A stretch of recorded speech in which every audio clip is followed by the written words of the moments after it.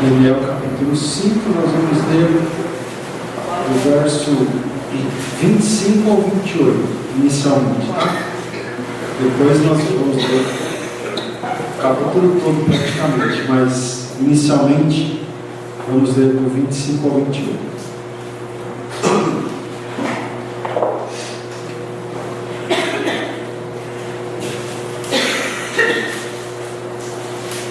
Também todos acharam? Daniel capítulo 5, inicialmente do 25 ao 28. Então hoje nós estamos na sexta, né? Na sexta quinta-feira, na sexta mensagem dessa série, baseada no livro de Daniel. E essa série está sendo feita aqui na Igreja Cristã de Fé. E hoje é dia 9 de abril de 2015. Então, nós vamos ler aqui. Diz assim, Daniel 5, 25. Esta, pois, é a escritura que se traçou.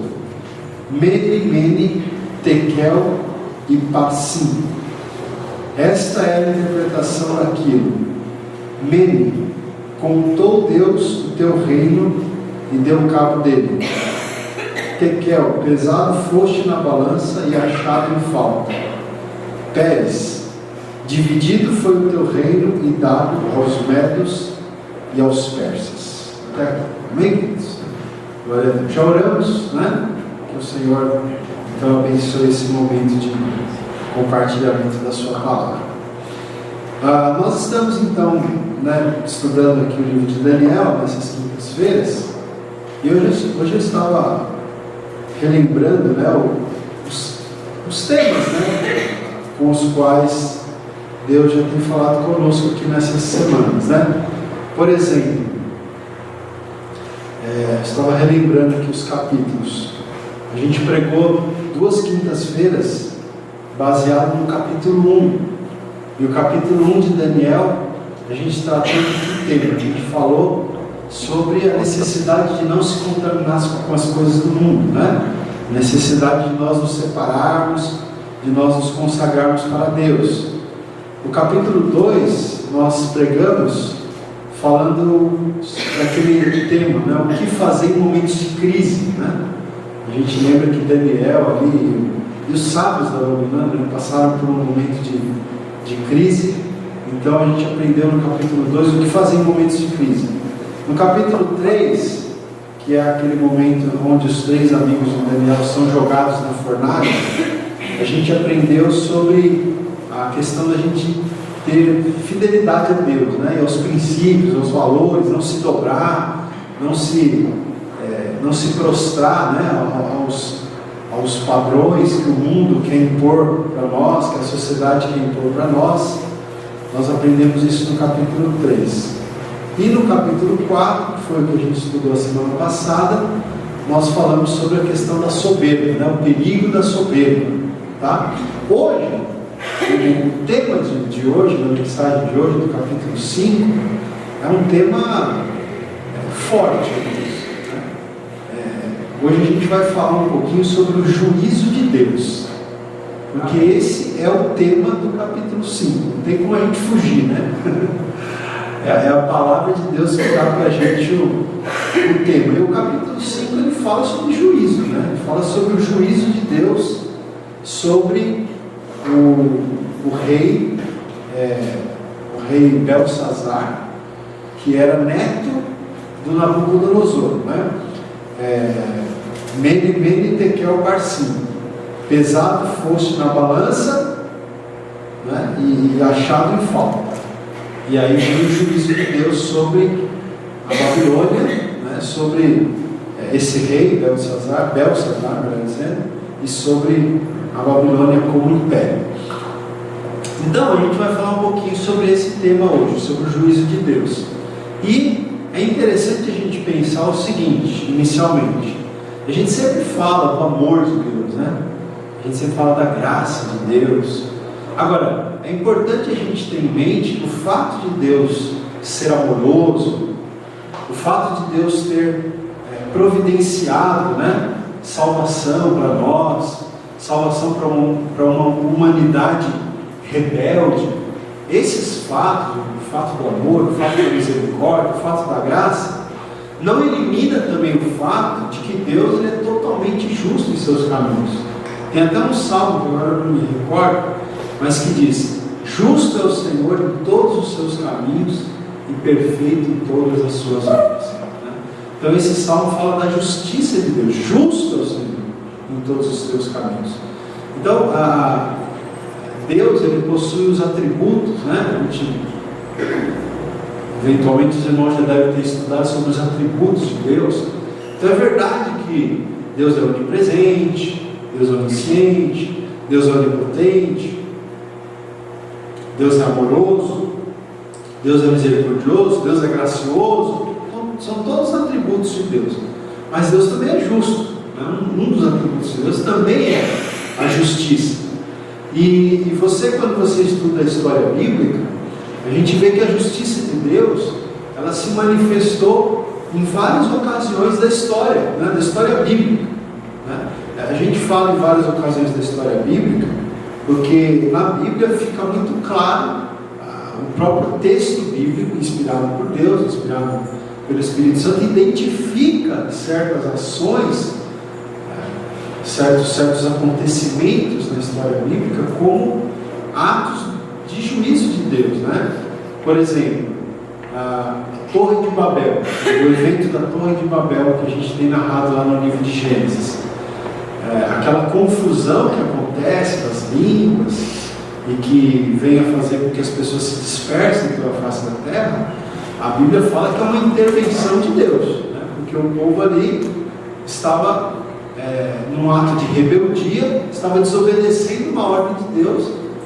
Deus disse que era para eles se espalharem pela face da terra, e o povo resolveu se juntar e ficar junto e construir uma cidade, uma torre cujo topo tocasse o céu e tal. Vamos fazer célebre nosso nome, né? Vocês se lembram do texto. E ali então Deus confunde a linguagem para que eles se espalhem, porque havia um processo de rebeldia contra uma ordem, contra uma orientação de Deus.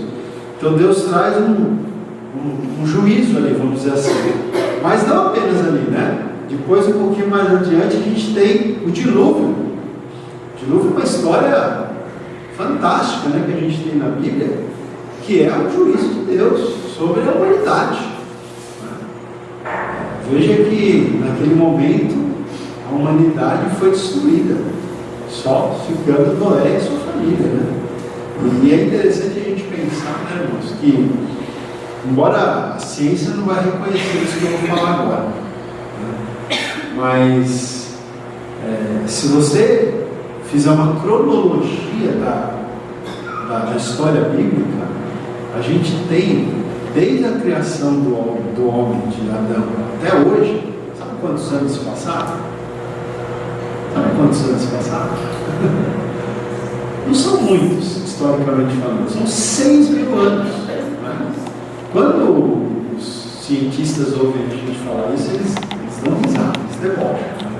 Você imagina que o homem só tem 6.000 anos de existência, né? Porque eles têm umas técnicas aí que também não tem como comprovar se são totalmente eficazes, né? E que eles acham, não, um esqueleto data de não sei quantos milhões de anos. Mas pela narrativa bíblica, né, o homem tem 6.000 anos de história, né? E olha, 6.000 anos é muito tempo, dá para acontecer muita coisa. Dá para acontecer tranquilamente o que aconteceu. Tanto que os historiadores mesmo, eles só conseguem remontar a história humana nesse período. Eles não conseguem mostrar a história do homem após esse período, anterior a esse período. A história que consegue ser contada a partir de descobertas arqueológicas e registros, pinturas rupestres em cavernas, isso aí, essa história é de 6.000 anos para cá, né? Então, irmãos, e é muito interessante a gente pensar, você pensar que esses 6.000 anos, por exemplo, o primeiro homem que Deus criou foi Adão, ele viveu quase 1.000. Não é interessante você pensar isso? E no dilúvio, o dilúvio ele acontece aproximadamente, o dilúvio ele aconteceu há aproximadamente 4.000 anos atrás, mais ou menos, tá? Estou chutando umas datas, aproximadamente uns 4.000 anos atrás. E a partir do dilúvio a vida do homem diminui, né? A quantidade de tempo, de anos do ser humano diminui. Alguns viveram 900, o dilúvio para frente vai caindo, 200, 150, até chegar nessa média que a gente vive hoje, né? Mas você tem o dilúvio como uma manifestação do juízo de Deus, e foi um juízo, né, realmente muito intenso, porque a humanidade foi exterminada praticamente, com exceção da família de Noé. Mas não para aí, né? Depois o texto bíblico fala da destruição de Sodoma e Gomorra, fala da destruição dos próprios cananeus que habitavam Canaã, que habitavam a Palestina, e o povo de Deus, então, segundo cremos, né, o povo de Deus é usado como instrumento de Deus para fazer juízo aos cananeus, a destruição dos amalequitas, quando Saul era rei, e o próprio cativeiro do povo de Israel, quando eles são tirados da Palestina e são levados, né, primeiramente para a Síria, o reino do norte, depois o reino do sul para a Babilônia. Daniel mesmo foi um dos deportados. A gente vê todos esses eventos das Escrituras são falados para a gente, são destacados para nós como manifestações do juízo de Deus, né? E vários outros eventos isolados, né? Histórias, aqui a gente está falando de histórias mais gerais, a gente tem algumas histórias individuais também, onde aparece o juízo de Deus sobre a vida de pessoas, enfim. Agora, como eu disse para você, esses fatos que eu acabei de citar, eles são fatos citados pela Bíblia, e a Bíblia identifica isso como juízo.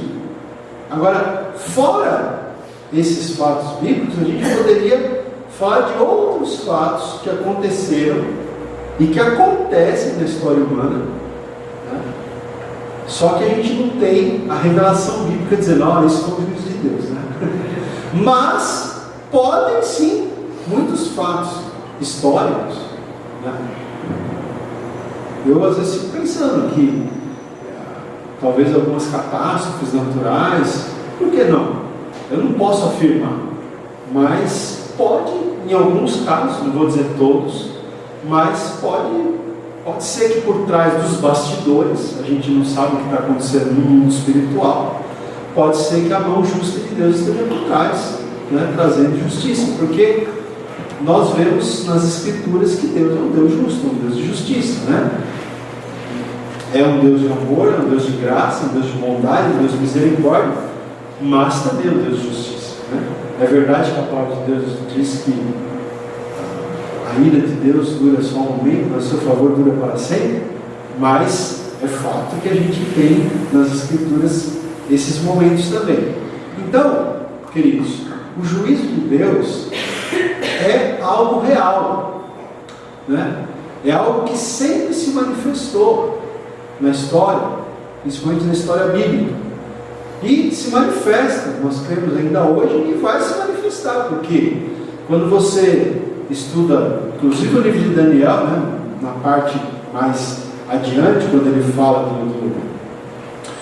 ele fala das profecias, né, e quando a gente faz um link de Daniel com Apocalipse, porque a gente pode estudar Daniel muito junto com o Apocalipse, os dois livros se completam, né?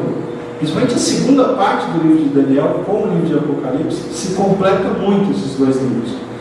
E esses dois livros então falam de juízos vindouros, né? O livro de Apocalipse fala das 7 taças da ira de Deus, né? Fala, enfim, de vários, as trombetas, as 7 trombetas, né? Os selos, enfim, tem várias profecias de juízo de Deus que ainda virá sobre a face da terra. Então, o juízo de Deus é algo real. Vou repetir: que se manifestou, se manifesta e ainda se manifestará. E esse texto do capítulo 5 de Daniel, então, ele traz para a gente ensinamentos a respeito do juízo de Deus. Então a gente vai junto aqui caminhar juntos, vamos caminhar juntos aqui no texto e vamos extraindo então alguns desses ensinamentos sobre esse tema do juízo de Deus aqui nesse capítulo. Então vamos começar lendo do versículo 1 ao 4. Versículo 1 ao 4.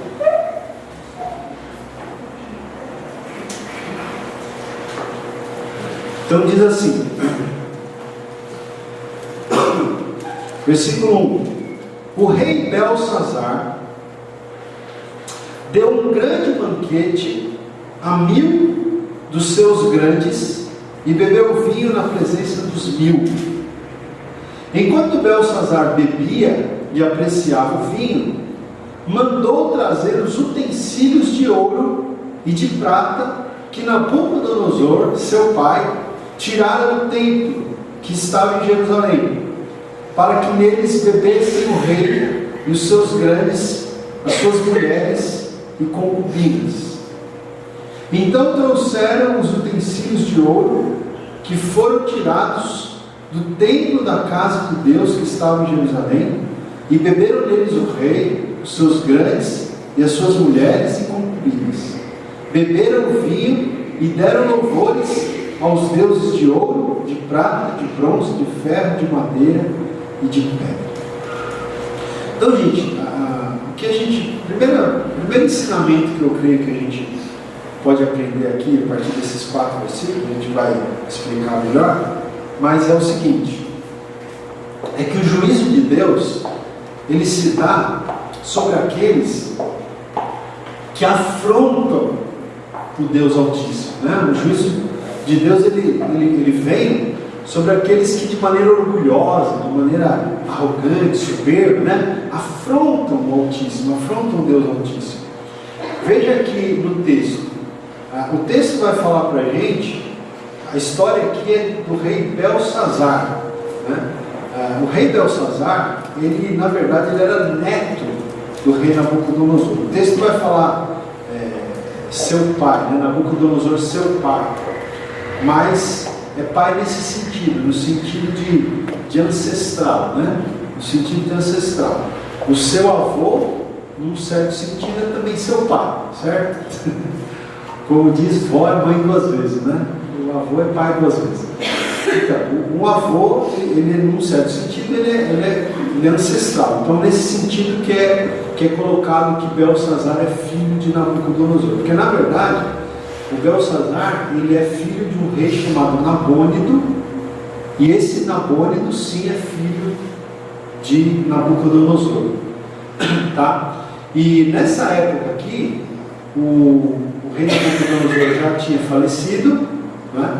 Então vamos imaginar o seguinte: muitos anos se passaram do que aconteceu no capítulo 4 para o que acontece no capítulo 5, tá? Aqui passam-se muitos anos, porque no capítulo 4 ainda narra aquela história que Nabucodonosor fica doente, fica se comportando como se fosse um animal, né? A gente falou semana passada, né? Em função da soberba dele e tal. E Daniel ainda era talvez razoavelmente jovem na época do que aconteceu no capítulo 4. No capítulo 5, a impressão que dá é que já passaram-se muitos anos, Daniel já era um senhor, talvez até já um idoso, né? Quando acontecem os acontecimentos aqui no capítulo 5, e o rei, então, que está reinando, o rei Nabônido, que é pai do Belsazar, tudo indica, estava vivo. Mas ou ele estava em campanhas militares, hoje eu li um comentário que dizia que esse rei Nabônido, ele ficava muito em campanhas militares, e aí na ausência dele, o filho, que é o Belsazar, governava. Ou então ele talvez estivesse debilitado em função de alguma enfermidade, né? E Belsazar, então, já reinava, né? Tanto que quando Belsazar faz uma promessa aqui de quem conseguiria interpretar o que foi escrito na parede, a gente vai chegar lá, ele fala que aquele que conseguisse interpretar seria o terceiro no reino. Ele não diz o segundo, ele diz o terceiro, porque o primeiro seria o pai dele, Nabônico, o segundo ele, Belsazar, e o terceiro aquele que viesse a interpretar a escritura na parede, né? E é interessante você perceber também que o nome desse rei, Belsazar, é parecido com o nome que Daniel recebeu na Babilônia, que é Beltesazar, né? Cuidado para você não confundir. Beltesazar é o nome que Daniel recebeu lá na Babilônia. Beltesazar é o nome do neto do Nabucodonosor. Mas o texto aqui está dizendo, então, que esse rei, ele faz um grande banquete para 1000 pessoas. Imagina, na corte, lá no Palácio Real, ele faz um banquete para 1000 pessoas, para 1000 nobres, vamos dizer assim, né? E eles fizeram, na verdade, tudo leva a crer que foi uma grande festa, e não foi apenas uma festa assim, que durou uma noite. Pelo jeito foi aquela festa que teve duração possivelmente de vários dias, né? E alguns comentaristas entendem que foi uma festa que incluiu orgia, né? Orgia sexual, inclusive, porque o texto fala que esses nobres estavam com as suas mulheres e com as suas concubinas, né? Então, alguns estudiosos acreditam que foi uma festa assim, de devassidão, de orgia, né? E nesse processo aí, né, já completamente fora de órbita ali, né? O pessoal completamente fora do juízo, a Bíblia diz que o rei Belsazar, então, ele faz uma loucura, né? E aqui é a afronta, né? A afronta a Deus começa aqui. O que ele faz? Ele manda trazer para a festa os utensílios sagrados que o avô dele, Nabucodonosor, havia trazido do templo de Jerusalém. Então, quando Nabucodonosor derrotou a cidade de Jerusalém e trouxe os cativos para a Babilônia, ele não só trouxe os cativos, como ele trouxe os utensílios do templo. Lembra do templo que Salomão havia construído? Né? O templo de Salomão tinha vários utensílios sagrados, vamos dizer assim, utensílios consagrados a Deus, né? Então eram bacias de ouro, copos de ouro, utensílios de ouro que eram usados para o culto, né? Lembra que tinha todo aquele ritual do sacrifício dos animais, enfim, tinha todo aquele ritual, culto do Antigo Testamento. E para aquele ritual se utilizavam os utensílios. E aqueles utensílios, eles eram todos de ouro. E quando eles foram construídos, eles foram consagrados a Deus. Então eram utensílios ali considerados sagrados. E o Nabucodonosor levou esses utensílios na época que ele derrotou Jerusalém. E esses utensílios ficaram lá durante décadas. Mas nessa festa, possível orgia, o Belsazar tem a grande ideia, entre aspas, de trazer esses utensílios para eles colocarem ali no meio da bagunça, da orgia, da bebedeira, né? E beberem vinhos desses objetos que haviam sido consagrados por culto a Deus lá no Antigo Testamento. Então, essa atitude foi uma afronta a Deus, né, irmãos? As coisas sagradas, né? Então eu até coloquei uma questão aqui: como que Deus, como que o Altíssimo muitas vezes ele é afrontado? Como? Por exemplo, através do desprezo às coisas sagradas, né? Hoje nós não temos utensílios sagrados, a gente não trabalha com utensílios sagrados, né? Nem devemos trabalhar, né? A gente até critica igrejas que dão valor para coisas, para objetos, para relíquias, para utensílios sagrados, né? Tem algumas igrejas que ainda estão trabalhando com essa coisa de tocar coisas sagradas, coisas santas, aquela coisa toda, né? Isso no Novo Testamento é colocado por terra, né? Deus tira isso daí de fora. Mas existem coisas sagradas para a gente hoje, que não são objetos sagrados, mas as coisas espirituais, né? As coisas de Deus, né? E como que o Altíssimo muitas vezes é afrontado hoje, então? Através do desprezo às coisas sagradas, ou seja, as coisas espirituais, né? Através, eu estava até relendo isso aqui hoje, e eu me lembrei daquele texto, eu nem peguei a referência, mas eu lembro que está lá em Hebreus, se me falha a memória, capítulo 12, quando fala até mesmo de Esaú, né? Que ele vendeu o seu direito de primogenitura, e fala que a gente não deve, o texto lá fala que nós não devemos ser profanos, como foi Esaú, o qual, por um repasto, por um prato de sopa, vendeu o seu direito de primogenitura. O direito de primogenitura ali o direito de primogenitura de Esaú era uma coisa sagrada, não é? As promessas de Deus que nós temos são sagradas, não é? Sabe, a necessidade de nós nos consagrarmos a Deus, de nos separarmos para Deus, entende? Não são coisas para você pegar, mas são as coisas espirituais, as verdades espirituais, as realidades espirituais, né? E a gente não pode desprezar isso. A Bíblia diz que Esaú desprezou, ele foi profano, ele desprezou as coisas espirituais, né? E aqui, o desprezo às coisas espirituais aqui traz o juízo de Deus, né? No caso, nesse texto aqui de Daniel capítulo 5. E aí a gente poderia falar também da orgia, né? Como o Altíssimo muitas vezes é afrontado.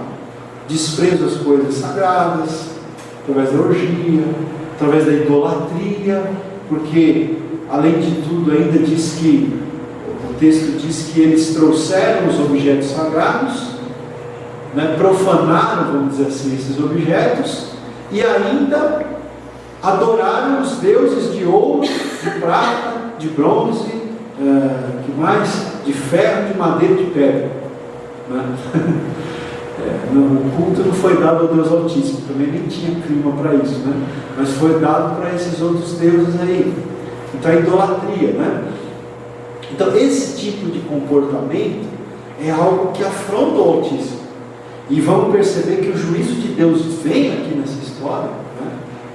Entre outras coisas, em função dessa afronta, né? Ao Deus Altíssimo. Então o juízo de Deus se dá sobre aquelas pessoas que, de maneira orgulhosa, de maneira soberba, de maneira autossuficiente, afrontam ao Deus Altíssimo. Mas não para aí, vamos ver o versículo 5 agora, do 5 ao 9. O texto diz assim: então, nesse contexto, olha só, aí acontece algo que é um milagre, uma coisa sobrenatural, né? Acontece aqui. Versículo 5 diz assim: no mesmo instante apareceram uns dedos de mão de homem e escreviam defronte do candeeiro, na caiadura da parede do palácio real. E o rei via os dedos que estavam escrevendo. Gente, olha que coisa. Você já imaginou? Estava naquela festa, naquela possível orgia, aquela bebedeira, aquela dissolução, aquela bagunça, e risos, e gritos e tal. De repente surgem os dedos flutuando assim. Já pensou que cena? Né? Alguns dizem uma mão mesmo, os dedos assim flutuando no ar. Não era um corpo, era uma mão, uns dedos flutuando no ar, e começou a escrever na parede lá no palácio. Começou a escrever, né? E o que aconteceu então no versículo 6? Aqui a gente vai aprender o segundo ensino aqui sobre o juízo, é que o juízo de Deus abate o orgulho e a soberba do homem, gente. O juízo de Deus, ele abate, né, o orgulho, ele abate a soberba, porque até aqui, né, estão afrontando a Deus, afrontando ao Deus Altíssimo, ao profanarem aqueles utensílios que eram consagrados para o culto a Deus lá no Antigo Testamento, né? E aí então o Senhor abate esse orgulho, essa soberba, né? No versículo 6, olha só o que diz: então se mudou o semblante do rei. Quando ele vê aquela cena, né? O semblante do rei se mudou, né? E os seus pensamentos o turbaram. As juntas dos seus lombos se relaxaram e os seus joelhos batiam um no outro. Você já se sentiu assim? Talvez a gente já tenha sentido assim, né? Uma situação de apavoramento. O joelho bate, você começa a tremer. Como fala que as juntas se desconjuntaram. Ela se derrete dentro dele mesmo, né? O rei ficou nessa situação. E aí o verso 7 diz assim: o rei ordenou em voz alta que se introduzissem os encantadores. Aqui que na história de Daniel sempre aparece essa situação, já percebeu? Teve o primeiro sonho, foi? Do Nabucodonosor. Aí depois teve o segundo sonho, foi? O primeiro sonho está no capítulo 2, né? Que Daniel teve que sonhar o sonho e dar a interpretação. Mas depois teve o outro, que foi esse da árvore, né? Da árvore que foi cortada. Daniel também interpreta. E agora tem essa situação aqui, já é uma terceira situação. Então, o verso 7, o rei ordenou em voz alta. Então você imagina a cena, né? Ele está desesperado. Então o rei, dentro do palácio, a festa acabou, ficou todo mundo sem graça, né? O barato foi cortado, vamos dizer assim, todo mundo lá, o que está acontecendo? O rei começa a bater na mesa lá, gritar em voz alta, e ele diz, manda que se introduzissem os encantadores, os caldeus e os feiticeiros. Falou o rei e disse aos sábios da Babilônia: qualquer que leia esta escritura e me declarar a sua interpretação, será vestido de púrpura, trará uma cadeia de osso, uma corrente de ouro no pescoço, e será o terceiro no reino. Então entraram todos os sábios do rei, mas não puderam ler a escritura, nem fazer saber ao rei a sua interpretação. Com isto se perturbou muito o rei Belsazar, mais do que já estava perturbado, e mudou-se teu semblante, e os seus grandes estavam sobressaltados. Não só ele, como todos os seus nobres estavam sobressaltados, ou como gostaria o Renato, estupefatos. É estupefatos mesmo? É estupefatos.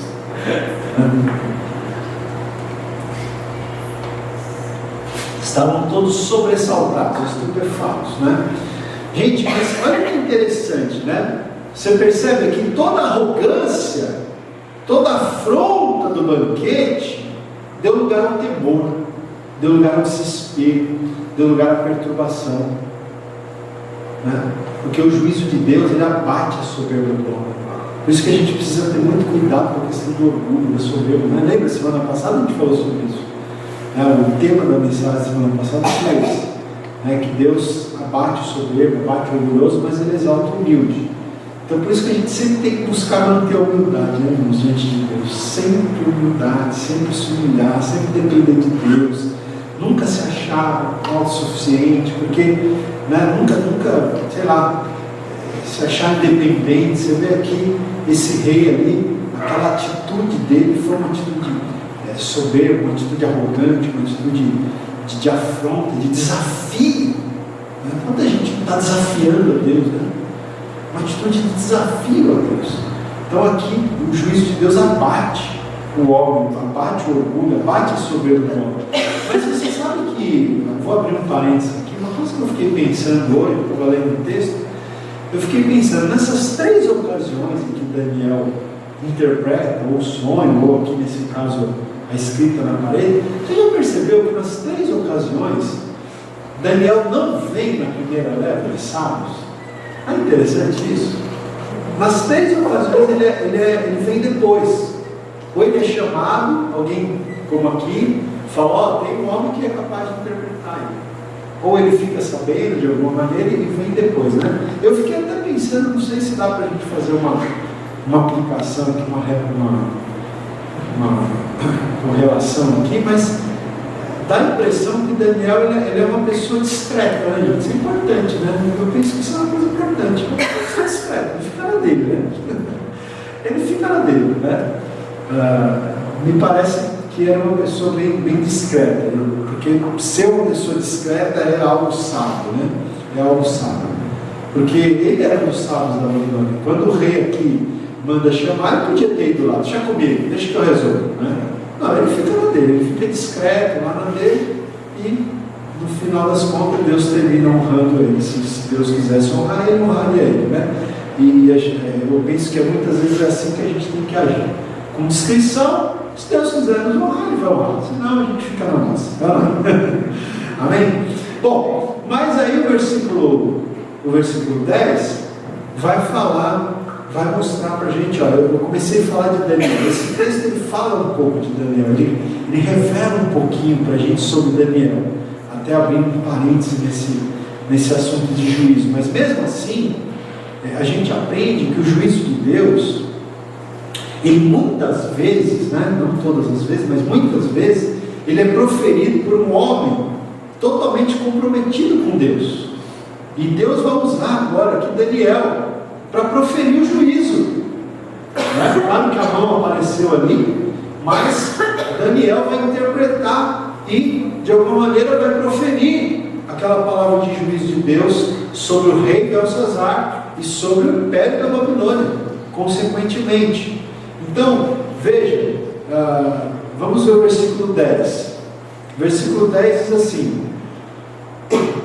a rainha mãe, então a rainha mãe aí, possivelmente era mãe do Belsazar, esposa do Nabônido, né, que era filho de Nabucodonosor. Então o verso 10 diz: a rainha mãe, por causa do que havia acontecido ao rei e aos seus grandes, entrou na casa do banquete e disse: ó rei, vive eternamente, não te turbem os teus pensamentos, nem se mude o teu semblante.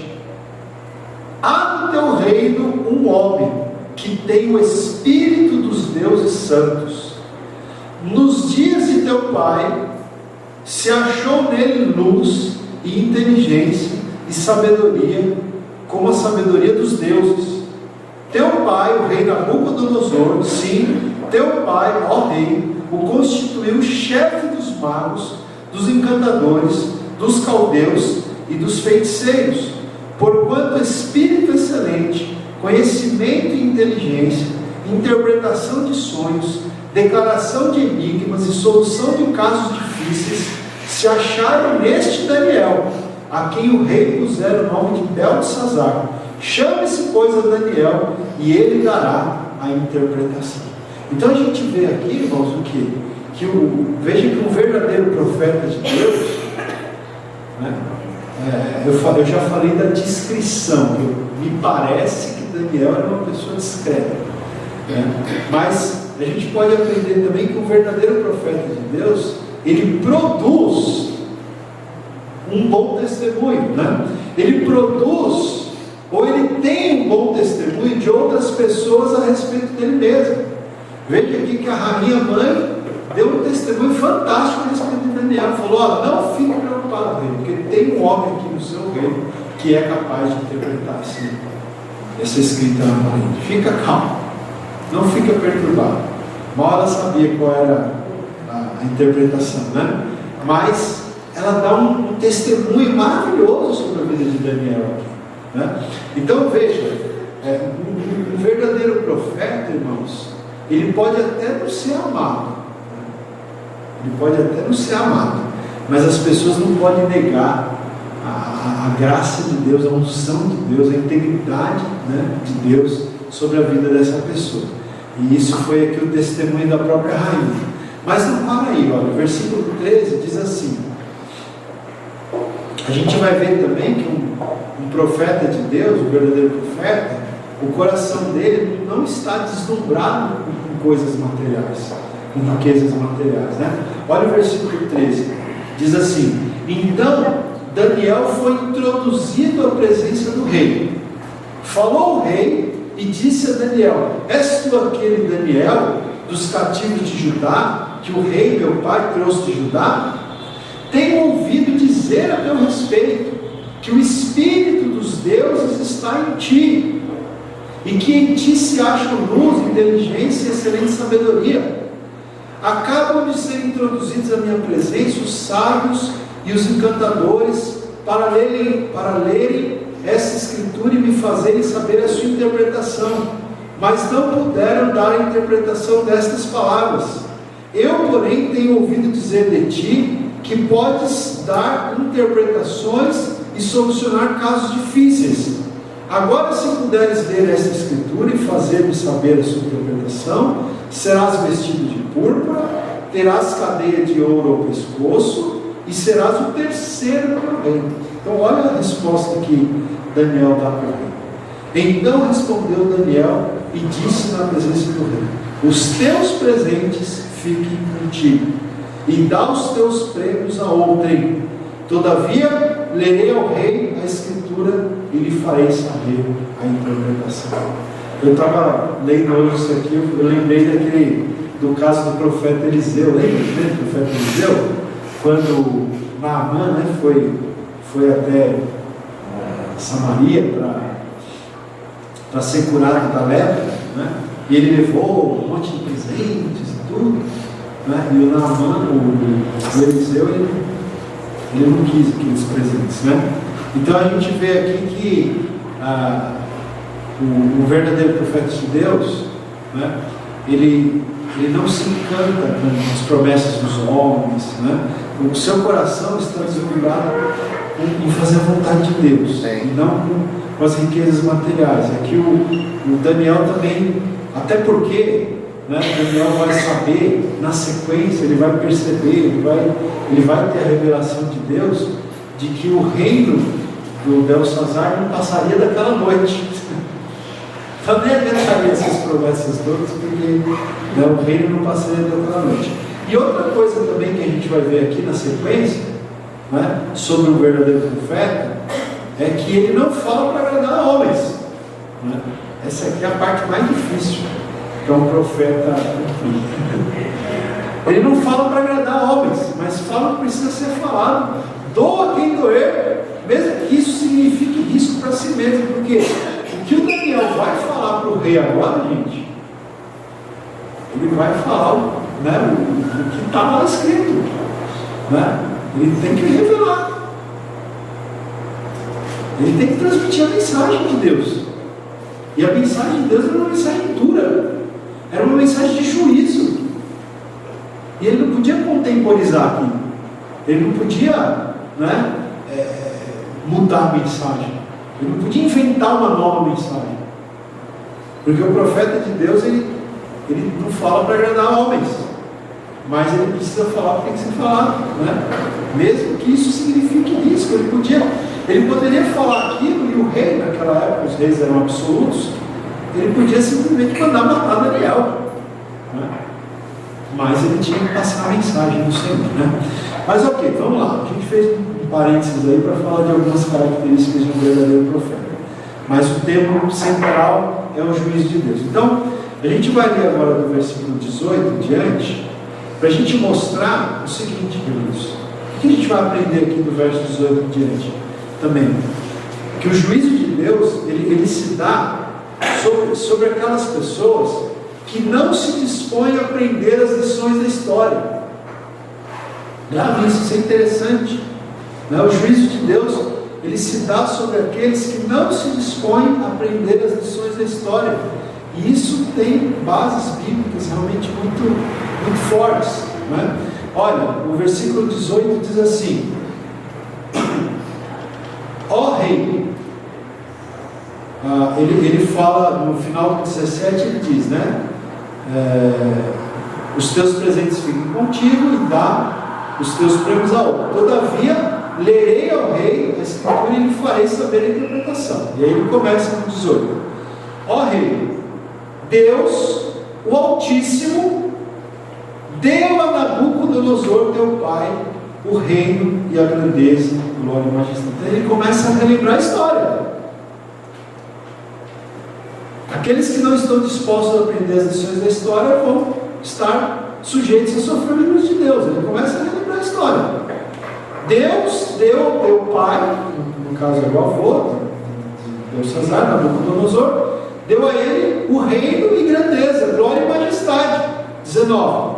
Por causa da grandeza que lhe deu, povos, nações e homens de todas as línguas tremiam e temiam diante dele. Matava quem queria, e a quem queria deixava com vida, e a quem queria exaltava, e a quem queria batia. Quando, porém, o seu coração se elevou, e o seu espírito se tornou soberbo e arrogante, foi derribado do seu trono real, e passou dele a sua glória, que foi a mensagem que a gente pregou a semana passada, lembra? 21. Foi expulso dentre os filhos dos homens, o seu coração foi feito semelhante ao dos animais, e a sua morada foi com os jumentos monteses. Deram-lhe a comer erva como aos bois, e do orvalho do céu foi molhado o seu corpo, até que conheceu que Deus, o Altíssimo, tem domínio sobre o reino dos homens, e a quem quer constitui sobre ele. Agora olha o 22. Tu, Belsazar, que és seu filho, não humilhaste o teu coração, ainda que sabias tudo isto. E te levantaste contra o Senhor do céu, pois foram trazidos os utensílios da casa dele perante ti, e tu e os teus grandes, e as tuas mulheres, e as tuas concubinas, bebeste vinho neles. Além disso, deste louvores aos deuses de prata, de ouro, de bronze, de ferro, de madeira, de pedra, que não veem, não ouvem, nem sabem, mas a Deus em cuja mão está a tua vida, e todos os teus caminhos, a Ele não glorificaste. Olha que palavra, hein? Dá para dar uma tribudinha, né? Gente, que palavra, né? Você sabendo de tudo, você não se humilhou. Você conhecendo a história, conhecendo o que aconteceu com o teu antepassado, você não se humilhou. Por isso é que vai vir sobre você o juízo de Deus, né? Ele vai dizer nessa canção. O juízo de Deus, ele se dá sobre aqueles que não se dispõem a aprender com as lições da história. Tem um texto que eu queria ler, vou pedir para algum ler para mim, é 1 Coríntios capítulo 10, deixa Daniel 5 aberto aí, que é o nosso texto básico, né? Mas é um texto muito interessante, que é 1 Coríntios 10, 6, 11 e 12. Quem pode ler para mim? Ora, estas coisas nos foram feitas para exemplo, a fim de que não cobicemos as coisas más, como eles cobiçaram. Isso, é só um minutinho. Então o apóstolo Paulo, ele está falando do que aconteceu com o povo de Israel, né? Que eles pecaram. Paulo vai falar aí de vários dos pecados do povo de Israel, no período, principalmente depois que eles saem do Egito e tal, né? E o texto, do versículo 6, fala, pode repetir então, cara? Ora, estas coisas nos foram feitas para exemplo, a fim de que não cobicemos as coisas más, como eles cobiçaram. Como eles cobiçaram, né? Aí o verso 11 agora, 11 e 12. Ora, tudo isto lhes acontecia como exemplo, e foi escrito para aviso nosso, para quem já são chegados os fins dos séculos. Isso, 12, não. Aquele, pois, que pensa estar de pé, olhe, não caia. Isso, aquele que pensa estar de pé, olhe para que não caia, né? Então veja aí, nesse texto de 1 Coríntios 10, o apóstolo Paulo ele mostra a história de Israel. A gente não tem tempo para ler tudo aqui, mas ele vai falando dos pecados do povo de Israel e as consequências que eles sofreram. Inclusive, aquele povo que saiu do Egito não conquistou a terra prometida, né? E aí ele fala, essas coisas foram escritas para exemplo para nós, para que não aconteça conosco a mesma coisa que aconteceu com eles. Então eu repito aqui o princípio que a gente está aprendendo. O juízo de Deus se dá sobre aqueles que não se dispõem a aprender com as lições da história, né? Eu lembro que uma vez eu peguei até um livro para ler, um livro cristão, né? De um pastor siciliano até, que ele fala, né? Lições da história que não podemos esquecer, né? Porque infelizmente o próprio povo de Deus muitas vezes esqueceu, né, do passado, das lições da história, e isso termina trazendo consequências. Então aqui nós vemos isso aqui, né? Que o profeta Daniel, antes de interpretar, né, porque a mão que apareceu lá na parede escreveu lá, Mene, Mene, Tekel, Parsim. Antes de ele interpretar aquelas palavras, ele dá essa introdução: você sabia, e mesmo assim você não se uniu, mesmo assim você não se uniu, né? Será que nós temos, irmãos, nos deixado aprender com as lições da história, tanto com a nossa própria história como com a de outros? É importante isso. Mas vamos seguir adiante. Versículo 24. Agora nós vamos aprender aqui que o juízo de Deus, ele se dá através do processo de enumerar, pesar e dividir. Ou seja, enumerar, ou seja, contar, pesar e dividir, ou seja, sentenciar, né? Porque o versículo 24 diz: então, da parte dele, né, como você não atentou para as lições da história, então, verso 24, da parte dele, da parte do Deus Altíssimo, foi enviada aquela mão que traçou essa escritura. 25, esta coisa é a escritura que se traçou: Mene, Mene, Tekel e Parsim. Esta é a interpretação daquilo. Mene, contou Deus o teu reino e deu cabo dele. Contou, enumerou os seus pecados, os seus atos de injustiça. Deus contou, né? Tekel, pesado foste na balança e achado em falta, né? Deus não apenas contou os pecados, mas pesou os pecados. E Pérez, dividido foi o teu reino, dado aos médios e aos persas. Então aqui a sentença: Deus contou, pesou e deu a sentença, né? Então é assim que acontece, né? Veja que interessante que essas palavras, Mene, Tekel e Parsim, estava lendo hoje um comentário, que elas são palavras, se não me engano, eu não me lembro, acho que são aramaicas, se não me engano, né? Se não me engano, são palavras aramaicas, mas são palavras que já existiam, não é? Então elas foram escritas na parede, elas não eram palavras totalmente desconhecidas, né? Só que precisava de uma interpretação, né? E Daniel, ele não apenas leu as palavras, como ele deu a interpretação das palavras, né? A palavra Mene tem a ver com essa ideia de contar, a palavra Tekel tem a ver com essa ideia de pesar, e a palavra Parsim, né, ou Pérez, tem a ver com essa ideia de dividir, né, ou de sentenciar. Então Daniel, ele consegue ter essa interpretação e ele passa aqui, né? Então, gente, a gente vê que na história do juízo de Deus, né, como a gente falou aqui no início, são várias manifestações de juízo de Deus. Na história do juízo de Deus, o procedimento que Deus usa é esse: ele conta os pecados são pesados e a sentença é trazida, né? Você veja que quando Deus desaloja os cananeus da terra de Canaã para dar a terra aos filhos de Israel, a Bíblia diz, né, que o cálice da ira de Deus tinha transbordado, né? Então é como se fosse um cálice que vai se enchendo.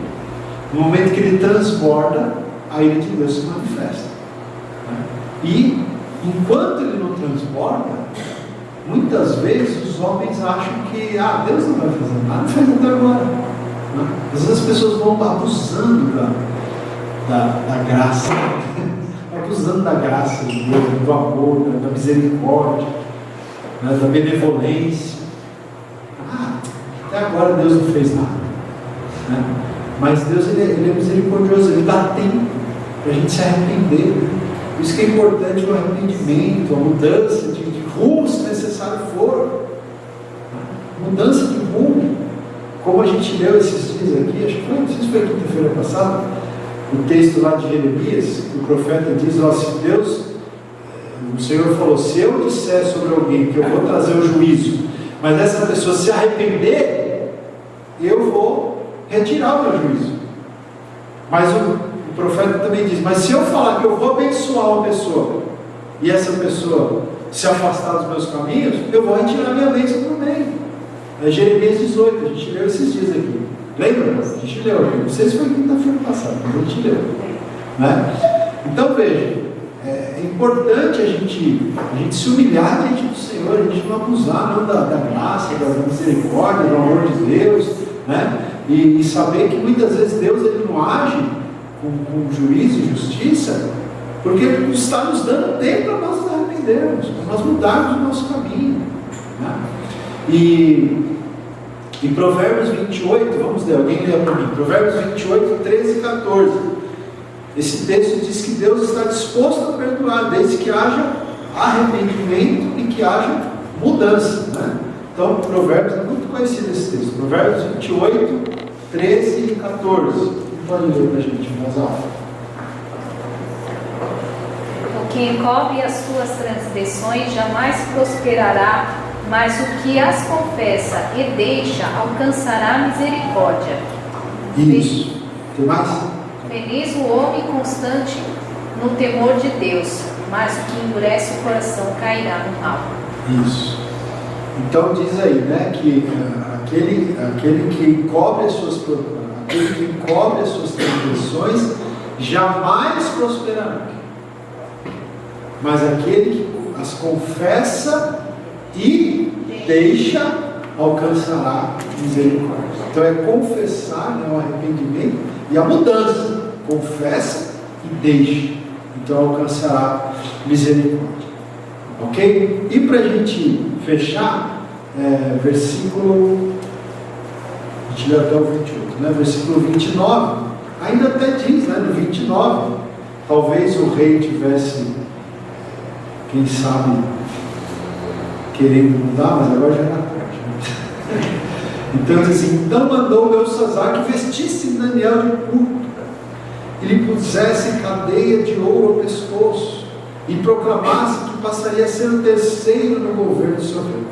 Só que aí o verso 30 diz assim: naquela mesma noite, gente, tudo aconteceu ali, ato contínuo, possivelmente logo depois que Daniel dá a palavra, naquela mesma noite, foi morto Belsazar, rei dos caldeus, e Dario, o Medo, com cerca de 62 anos, se apoderou do reino.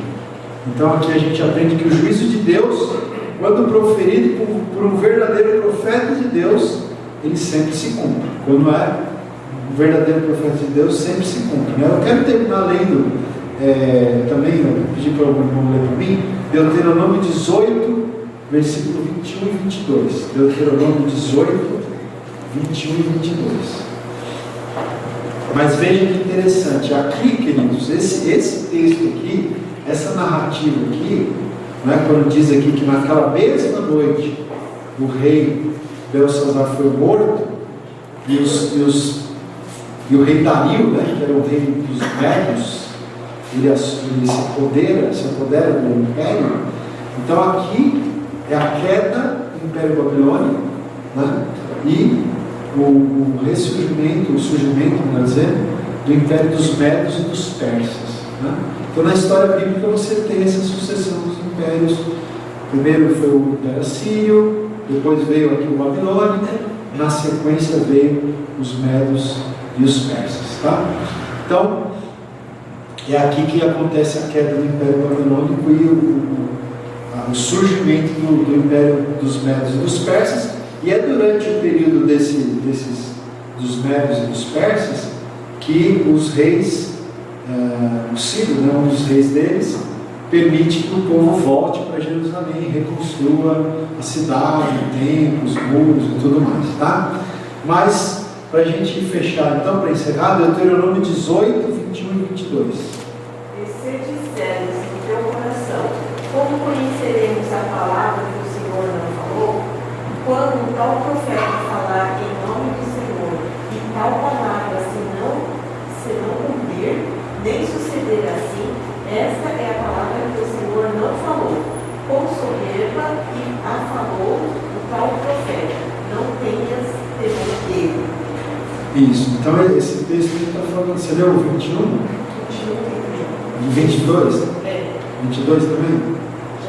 Então, esse texto fala sobre como você identificar um verdadeiro profeta. Né? Se ele disser que vai acontecer alguma coisa e não acontecer, não é profeta de Deus. Não tema esse profeta, porque ele diz que o Senhor falou, mas o Senhor não falou. Porque o juízo de Deus, quando ele é proferido por um verdadeiro profeta, ele sempre se cumpre. Daniel acabou de falar, a profecia se cumpriu, ato contínuo, não é não? Que tenha que acontecer necessariamente em seguida, mas nesse caso aqui aconteceu em seguida. Amém, irmãos? Então vamos ficar de pé na presença do Senhor, né? Que o Senhor nos dê graça para a gente realmente ter o temor de Deus na nossa vida, né? Tem um versículo lá em Romanos capítulo 11, em que o apóstolo Paulo diz assim: considerai a bondade e a severidade de Deus.